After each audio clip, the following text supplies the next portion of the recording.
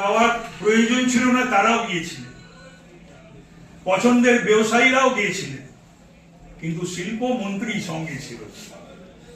তার থেকেই বোঝা যায় শিল্পের গুরুত্ব কতটা। শিল্পমন্ত্রী কিন্তু সেই স্পেনে যে দলটা গিয়েছিল মমতা ব্যানার্জির সঙ্গে, তার সঙ্গে শিল্পমন্ত্রী ছিলেন না। যদিও শিল্পমন্ত্রী